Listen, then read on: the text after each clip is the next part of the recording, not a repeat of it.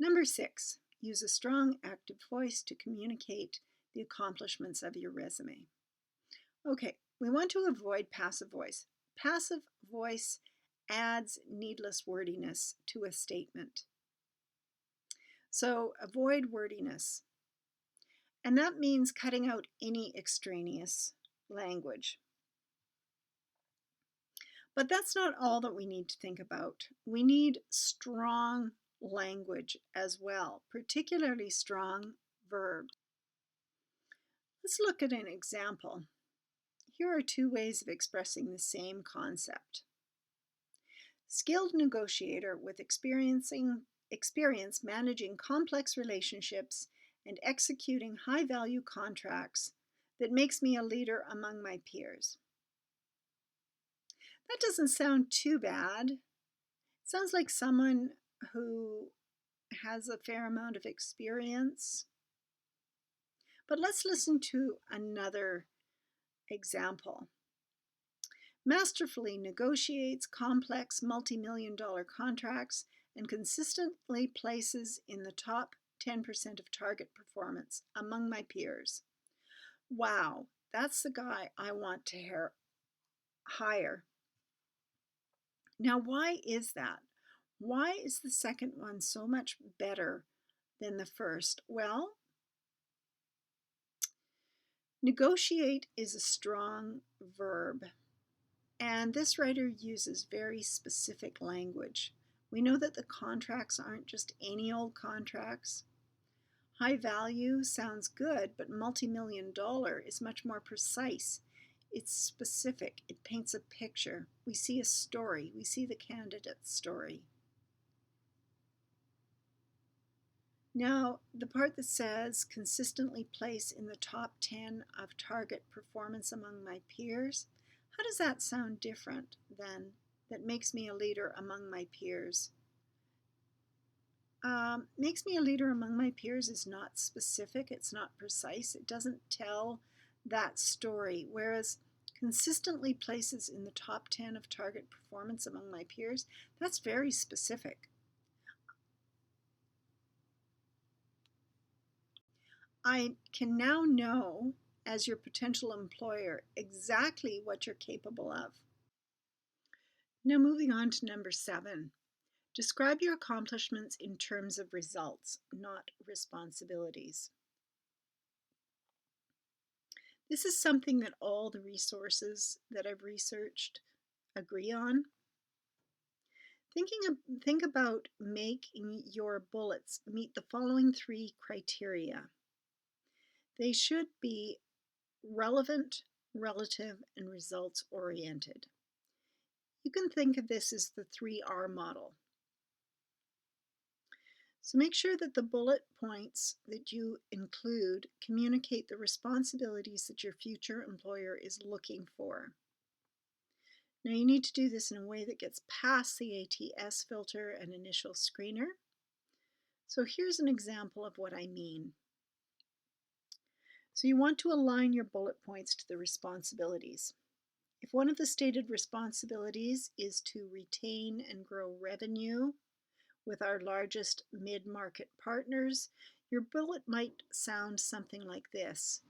Drove 85% of client retention for a book of 37 mid-market accounts and surpassed account growth targets by 55 in 2020. So note how the language is a reflection of the initial job posting here. Now, not every bullet on your resume has to directly align with a specific keyword or set of keywords mentioned in the job description, but a lot of them should, probably the majority. Another test that your bullet points should pass is the test of relativity. This refers to how your results stand up to a standard measure of performance. So when it comes to bullets on a resume, the more quantifiable they are, the better. So try to find ways to articulate your achievements in tangible ways, tangible value judgments. These will resonate immediately with the recruiter. So let's just say you led a project that streamlined the workflow for a process inside a company. How much time did that actually save for each person involved in the process? How much of those, how much did those people get paid? And what is that time worth? You can figure that out and you can make that quantifiable. Now, it's important that all this being said, you don't try to overinflate your accomplishments. It can sound unbelievable or as though you've overinflated if you try to do that too much. So you can make your claims confident, but just be aware that you don't want to sound ridiculous too.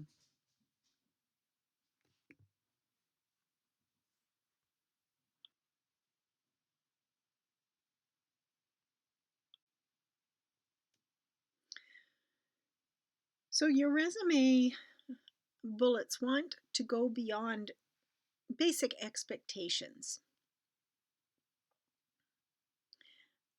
You want to highlight experience that stands out and gives the recruiter a sense of how you'd handle the role you're applying for.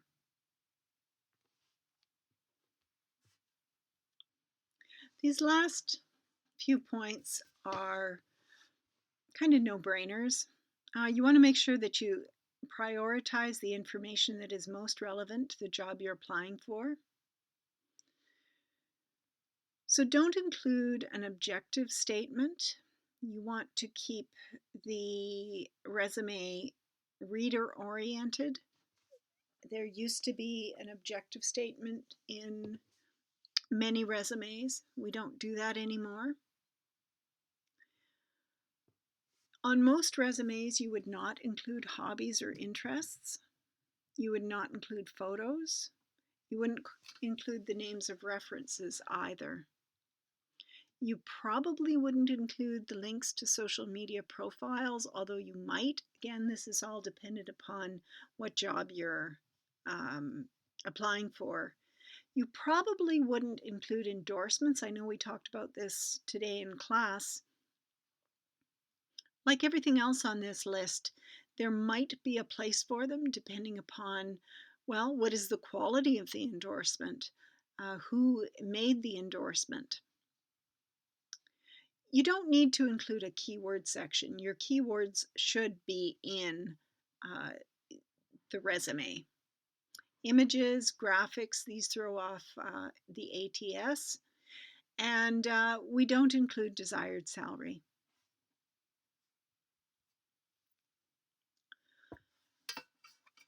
Number 9, be consistent. So that means both in your terminology, in your parallel construction of your bullet points, as well as your design aspects. So keep the headings consistent, keep the spacing consistent, all of those things. And then, of course, it goes without saying that your resume must be perfect, especially for a communications job. There should be no awkward phrasing. There should be no extraneous language. There should be no typos. So make it sing. Every word needs to count. No errors.